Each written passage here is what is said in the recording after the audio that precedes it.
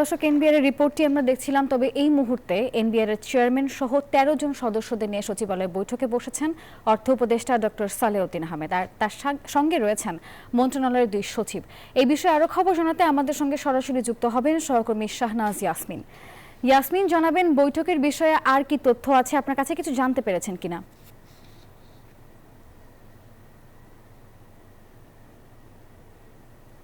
তারই আপনাকে ধন্যবাদ জানাচ্ছি। আমরা জানি যে গত ১৯ মে মাসের ১৩ তারিখে এনবিআরকে বিলুপ্ত করে দুটি ভাগে ভাগ করা হয়। একটি হলো শুল্ক বিভাগ আর একটি হলো রাজস্ব বিভাগ, এবং তখন থেকেই এনবিআরের একটা অংশ তারা এই সরকারের এই অধ্যাদেশ এবং সরকারের সিদ্ধান্তকে বিপক্ষে গিয়ে তারা আসলে আন্দোলনের ডাক দিয়েছিল, এবং ঈদের আগ পর্যন্ত এই আন্দোলন তারা থেমে থেমে করেছিলেন। কিন্তু গেল ২৫ জুন থেকে তারা আসলে অনেক বড় রকমের আন্দোলন করে আসছে। এনবিআর এর চেয়ারম্যান অপসারণ সহ তাদের কয়েকজন অফিসারকে আসলে ট্রান্সফার করা হয়েছে, সেই বিষয়টা তাদের আছে। আরও অনেক ধরনের সব কিছু এনবিআর সংস্কার যেটা করা হয়েছে সেটা তাদের মতো হয়নি, সরকার নিজস্ব চিন্তায় করেছে। সব মিলে তারা বড় ধরনের একটি আন্দোলনে এনবিআর অফিসের সামনে গেল ২৫ জুন থেকে বসে আছে, এবং এখন পর্যন্ত এক দফা দাবি নিয়ে ওই আন্দোলন চলতেছে, এবং আগামী ২৮ জুন তারা মার্চ টু এনবিআর এর ঘোষণা দিয়েছে।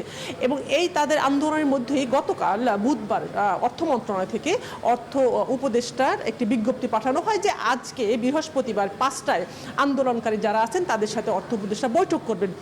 কিন্তু আজকে বিকেল ৫টা, সাড়ে ৫টা, ৬টা পর্যন্ত তারা আসলে কেউ আসেননি, এবং ৬টার দিকে অর্থ উপদেষ্টা এনবিআর এর চেয়ারম্যান সহ এনবিআর এর ১৩ জন সদস্য সহ এই বৈঠকে করছেন। এই সভাকক্ষে এখন বৈঠকটি চলছে, প্রায় ১ ঘন্টার মতো বৈঠক শুরু হয়েছে, এবং এরপর অর্থ উপদেষ্টার সাথে আমরা কথা বলার চেষ্টা করবো আসলে কি হলো। কারণ ২৮ মার্চ টু এনবিআর যেটা করার কথা সেটাতে এখনও তারা অনড় আছেন আন্দোলনকারীরা, এবং একই সাথে শাটডাউনের ঘোষণাও দিয়েছেন। আমরা অপেক্ষা করছি অর্থ উপদেষ্টার সাথে বৈঠক শেষে উনি কি কথা বলবেন, কি জানাবেন। হ্যাঁ, নাফিসা। ইয়াসমিন, আপনাকে ধন্যবাদ।